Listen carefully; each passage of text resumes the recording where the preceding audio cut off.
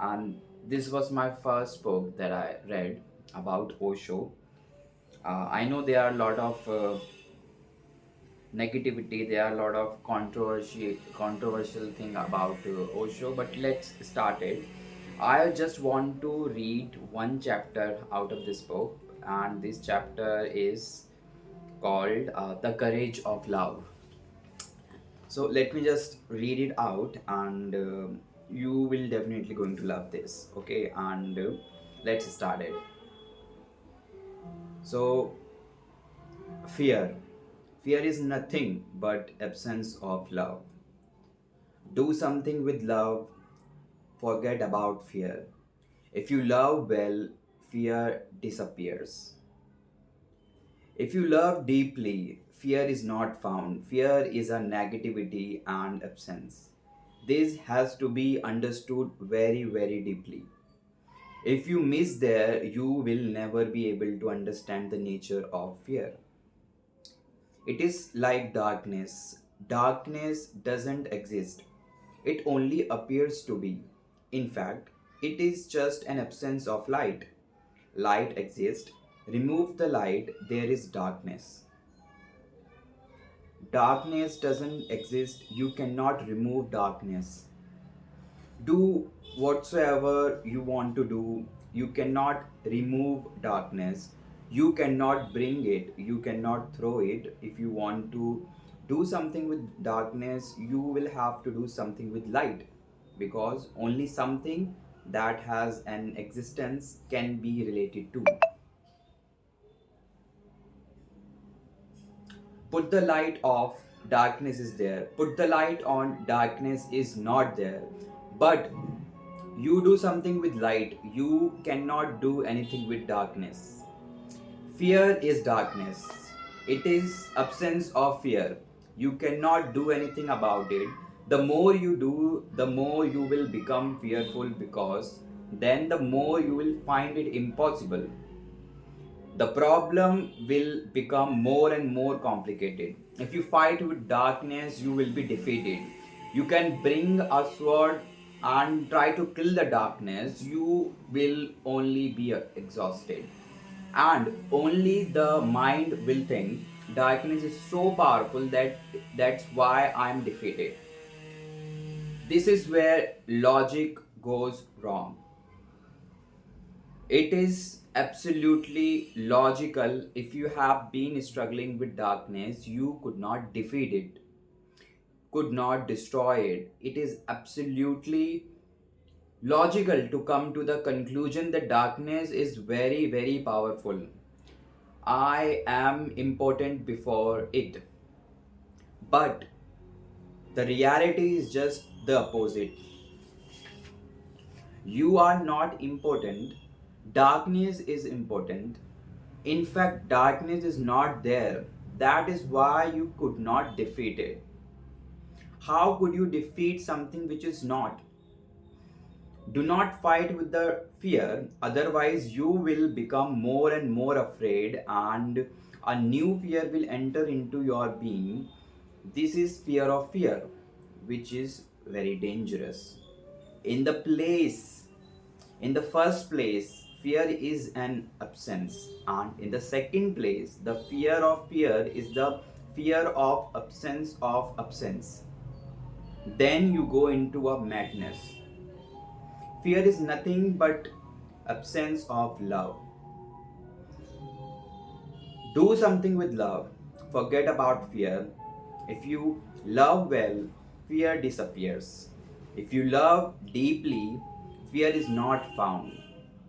Whenever you have been in love with someone, even for a single moment, was there any fear?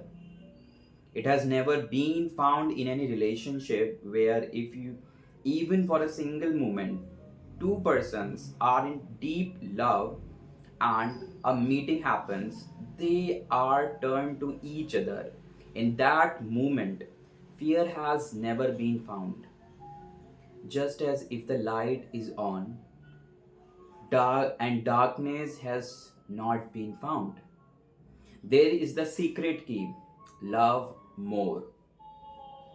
If you feel like there is fear in your being, love more. Be courageous in love. Take courage. Be adventurous in love. Love more. Love unconditionally. Because the more you love, the less will be the fear. And when I say love, I mean all the four layers of love, from sex to samadhi. Love deeply. If you love deeply in a sexual relationship, much fear will disappear from the body. If your body trembles in fear, it is the fear of sex.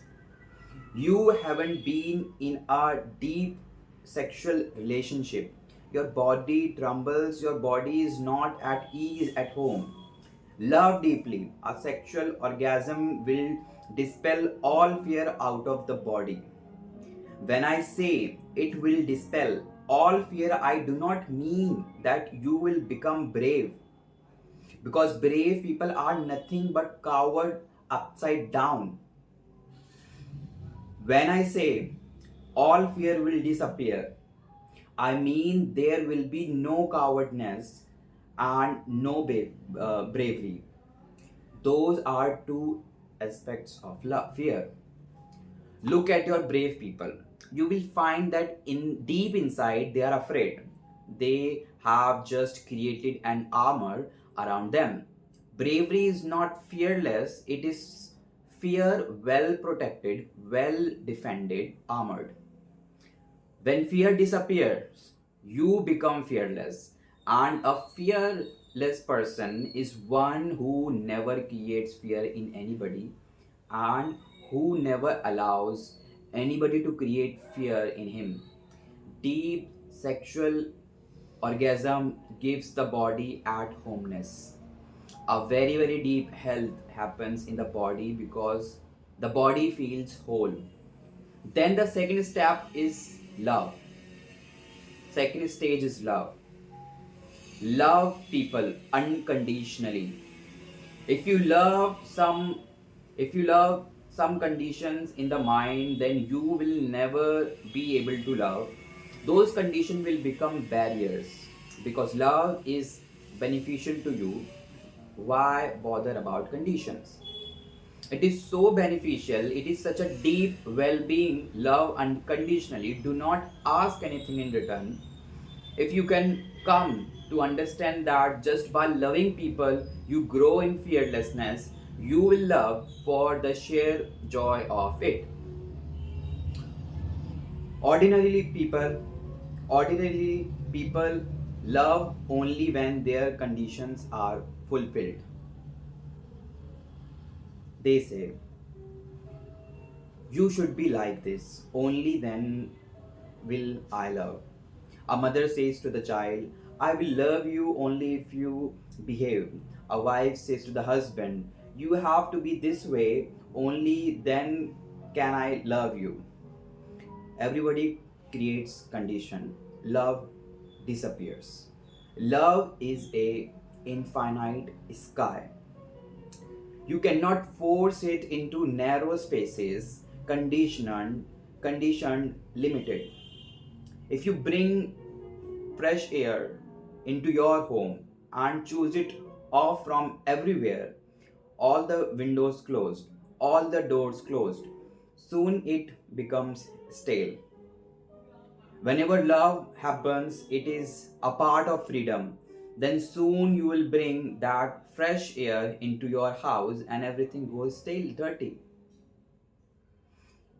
This is a deep problem for the whole humanity. It has been a problem.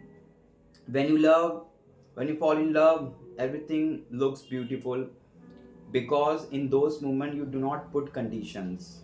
Two people move near each other unconditionally.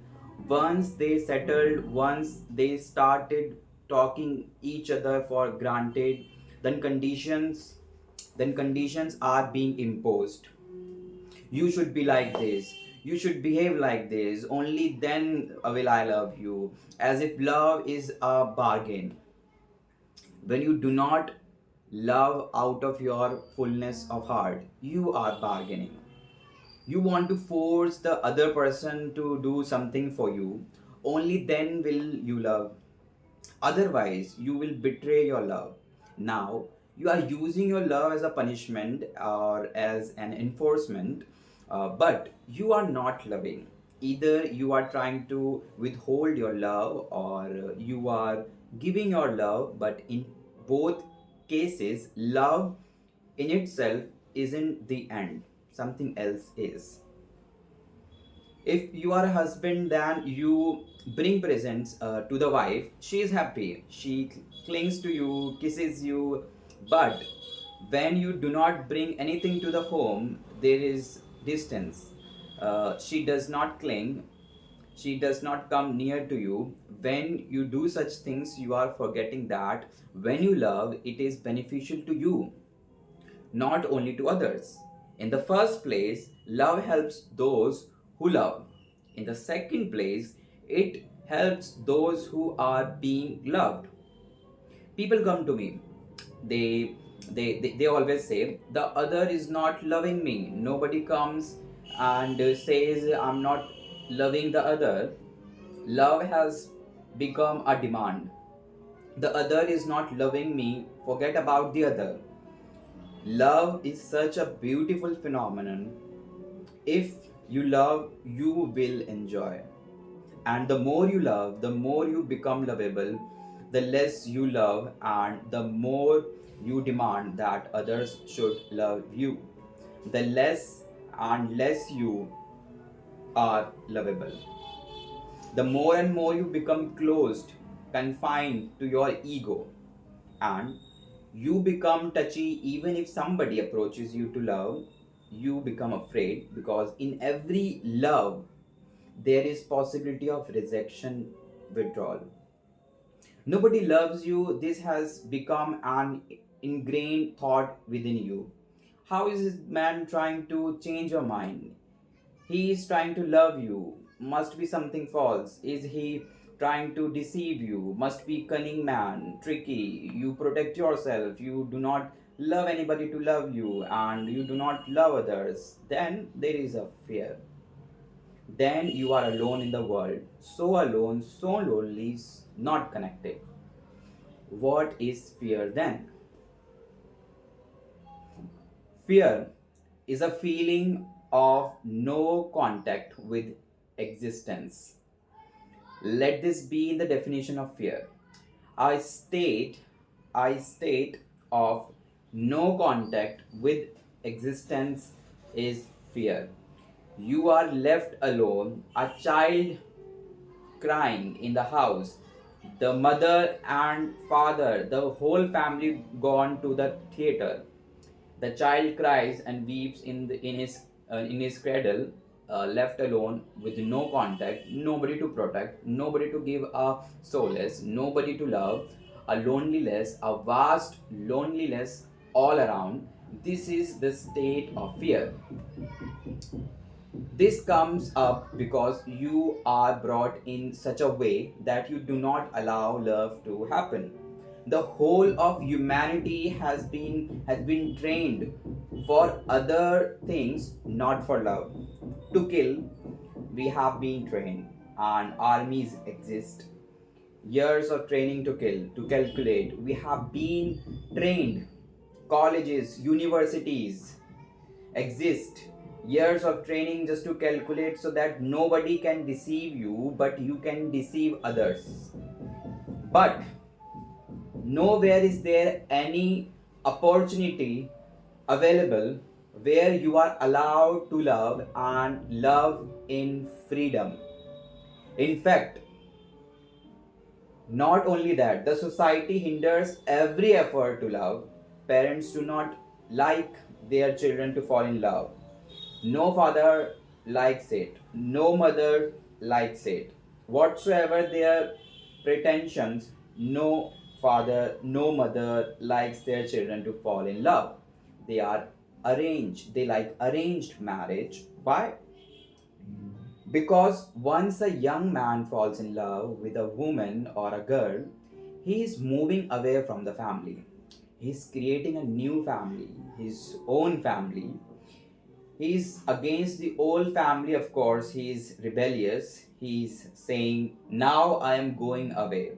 I will create my own house, and he chooses his own woman. The father has nothing to do with it, the mother has nothing to do with it. They seem completely cut off. No, they would like to arrange it. You create a home, but let us arrange it. So we have some say in it. And do not fall in love, because when you fall in love, the love becomes the whole world. If it is an arranged marriage, it is just a social affair. You are not in love, your wife is not your whole world, your husband is not your whole world. So wherever arranged marriages continue, the family continues. And whenever love marriage has come into the being, the family is disappearing. In the west, the family is disappearing. Now you can see the whole logic of why there is arranged marriage. The family wants to exist. If you are destroyed, if you are possibility if your very possibility of love is destroyed, that is not the point. You have to be sacrificed for your family. If a marriage is arranged, then a joint family exists. Then in a family 100% can live. If marriage is arranged, but if some boys fall in love or some girls fall in love, then they become a world into themselves. They want to move alone, they want their privacy, they do not want 100 people around, uncle, aunties, cousins. They do not want this whole market around. They would like to have their own private world. This whole thing seems to be disturbing. The family is against love.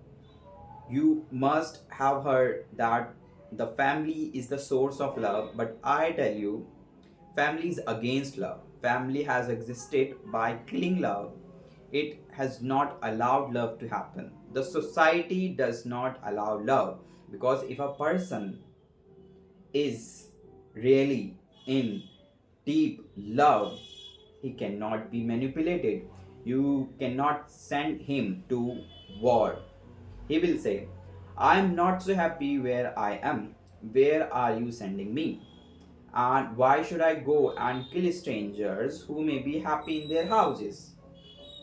And we have no conflict, no clash of interests. If the young generation moves deeper and deeper in love, war will disappear, because you will not be able to find enough mad to go to the war. If you love, you have tasted something of life. You would not like death and killing people. When you do not love, you have not tasted something of life. You love death. Fear kills, wants to kill. Fear is destructive. Love is creative energy. When you love, you would like to create.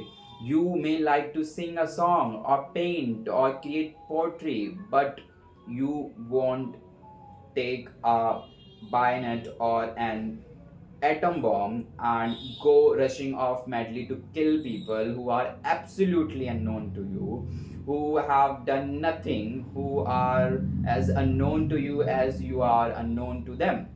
The world will drop wars only when love enters into the world again. Politicians do not want you to love, the society doesn't want you to love, the family doesn't allow you to love. They all want to control your love energy, because that is the only energy there is. That's why there is fear. If you understand me well, drop all fears and love more, and love unconditionally. Don't think that you are doing something for other. When you love, you are doing something for yourself. When you love, it is beneficial to you. So don't wait. Don't say that when others love, you will love, and that is not the point at all. Be selfish. Love is selfish. Love people, you will be fulfilled through it. You will be getting more and more blessedness through it. And love goes deeper, fear disappears. Love is the light, fear is darkness, and then there is a third stage. There is a third stage of love, prayer. Churches, religions, organized sects, they teach you to pray, but in fact, they hinder you from praying because prayer is a spontaneous phenomenon. It cannot be taught. If you have been taught a prayer in your childhood, you have been prevented from a beautiful experience that could have happened. Prayer is a spontaneous phenomenon. I must tell you one story I love. Leo Tolstoy has written a small story. In a certain part of old Russia, there was a lake, and it became famous because of three saints. The whole country became interested. Thousands of people were going and journeying to the lake to see those three saints. The high priest, the high priest of the country become afraid what is happening. He had never heard of these saints, and they had been certified by the church. Who has made them saints? The Christianity has been doing one of the most foolish things. They give certificates. This man is a saint, as if you can make a man a saint by certifying him. But the people the people were going wild, and much news was coming that miracles were happening. So the priest had to go and what the situation was and see what the situation was. He went in a boat to the island where those three people lived. They were simply poor but very happy, and because there is only one poverty, and that poverty is a heart that cannot love. They were poor, but they were rich, the richest you could ever find. They were happy sitting under a tree, laughing, enjoying, delighting, seeing the priest. They bow down, and the priest said, "What are you doing here? There are rumors that you are great saints. Do you know how to pray?" Because seeing these three persons, the priest could immediately sense that they were completely uneducated, a little idiotic, happy but foolish.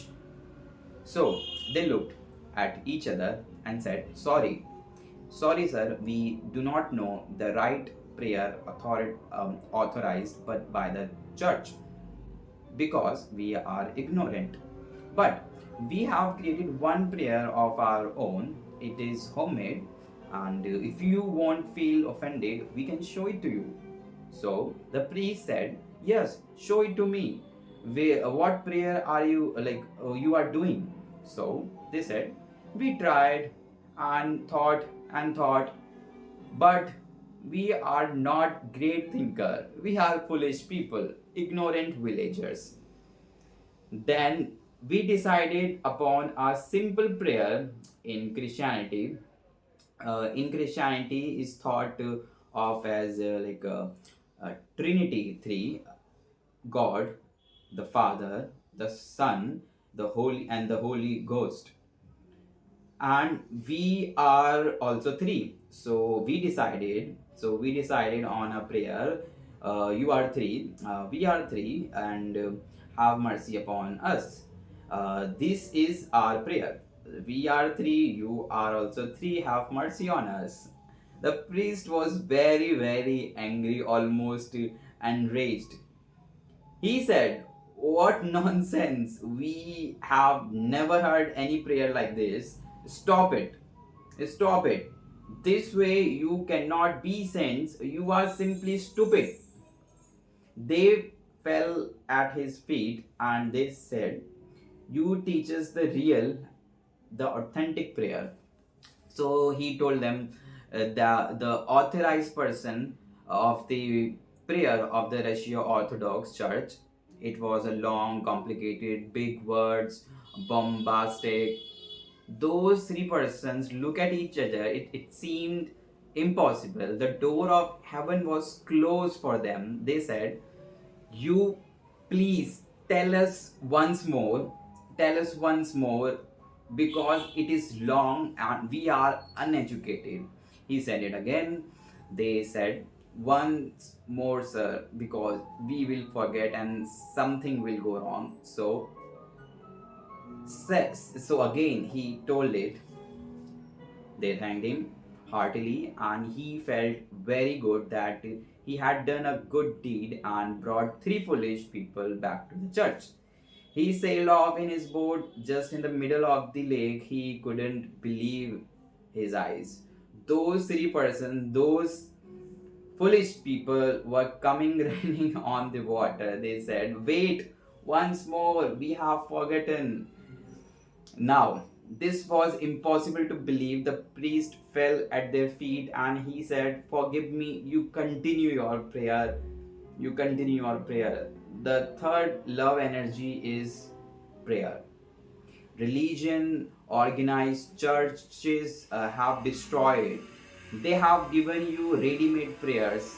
Prayer is a spontaneous feeling. Remember this story. When you pray, let your prayer be a spontaneous phenomenon. If ever your prayer cannot be simultaneous, spontaneous, then what will be? If even the God you have to ready made, then where will you be authentic and true and natural?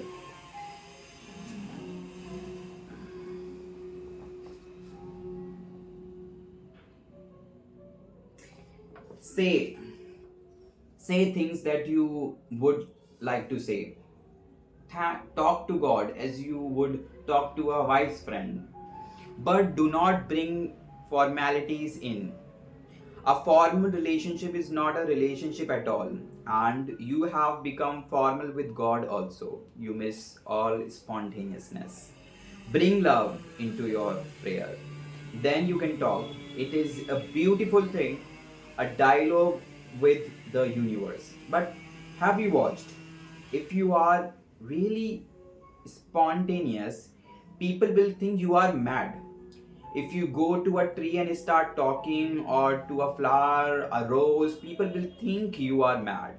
If you go to church and talk to cross or an image, nobody will think you are mad. They will think you are mad, you are religious. You are talking to a stone in a temple, and everybody thinks you are religious because this is authorized form. If you talk to a rose which is more alive than any stone image, which is more divine than any stone image, if you talk to a tree which is more deeply rooted in God than any cross, because no cross has rooted, it is a dead thing. That is why it kills.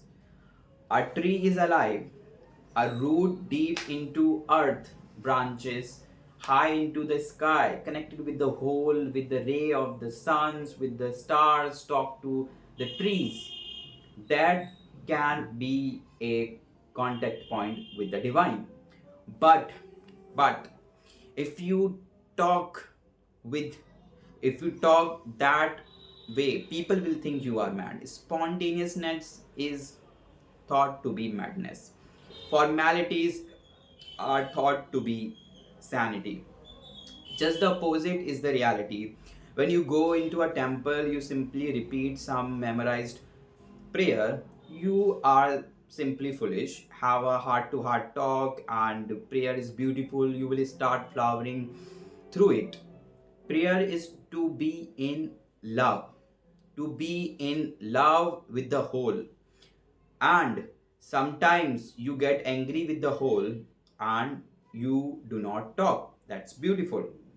You say, I will not talk, enough is enough, and you haven't been listening to me, a beautiful gesture, not that.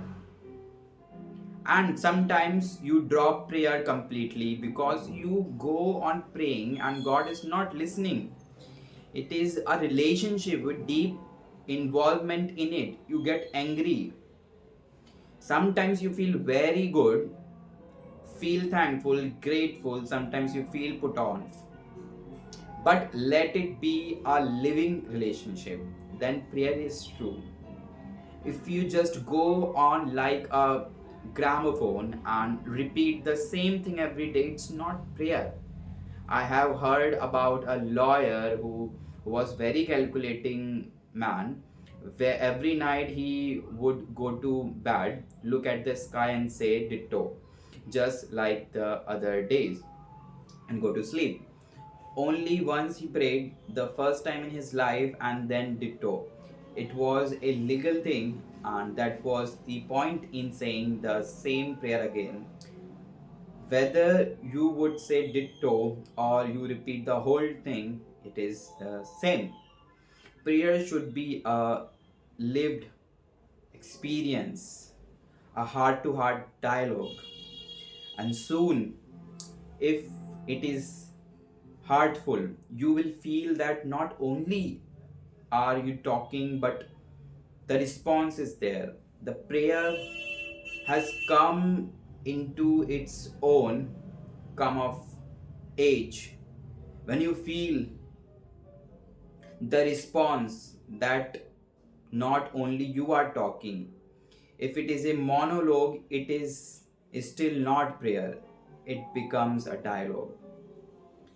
You not only speak, you listen. And I tell you the whole existence is ready to respond. Your heart is open, the whole responses. There is nothing like prayer. No love can be as beautiful as prayer, just as no sex can be as beautiful as love. No love can be as beautiful as prayer. But then there is a fourth stage. There is a fourth stage, which I call meditation, which I call meditation. Their dialogue also ceases. Then you have a dialogue in silence. Words drop because when the heart is really full, you cannot speak. When the heart is too overflowing, only silence can be the medium. Then there is no other. You are the one with the universe. You neither say anything nor listen to anything. You are the one, you are with the one, with the universe, with the whole. A oneness. This is meditation. There are four stages of love, and on each stage there will be a disappearance of fear. If sex happens beautifully, the body fear will disappear. The body will not be neurotic. Ordinarily, I have observed thousands of bodies, they are neurotic bodies gone mad, not fulfilled, not at home. If love happens, fear disappears from the mind. You will have a life of freedom, at ease, at homeness. No fear will come, no nightmares. If prayer happens, then fear completely disappears because the prayer you become one. You start feeling a deep relationship with the whole. From the spirit, fear disappears. The fear of death disappears when you pray, never before it.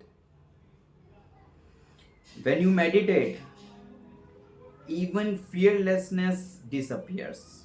Fear disappears, fearlessness disappears, nothing remains, or only the nothing remains. A vast purity, virginity, innocence. So, guys, that was the chapter. The chapter of this book. The number of chapter was, I don't know this. It just says the courage of love. It's very good. Although they are, this is very good, but there are things that I'm not. Uh, I do not agree with. There are some aspects like the world Rajneesh Osho talk about is very different. It's a little bit like a utopia kind of thing, right? We cannot have those things in a real world, but absolutely there are many things that we can do in our day-to-day life to be more alive, to think about religion, to think about certain things in life, about so yeah, like although we cannot achieve this kind of stage in our life, it's a very rare thing. Only hardly less than 0.01% people can achieve this stage of love in which you are unconditionally into love. That's very hard. Initially, I used to think that I can do unconditional love, but I failed. And that's very hard. It's very it hurts basically, right? If you love someone and you are not getting same kind of response from the other person, although it's very easy to say that do love unconditionally, love people unconditionally, but in real life it's very hard. Although yeah, I've felt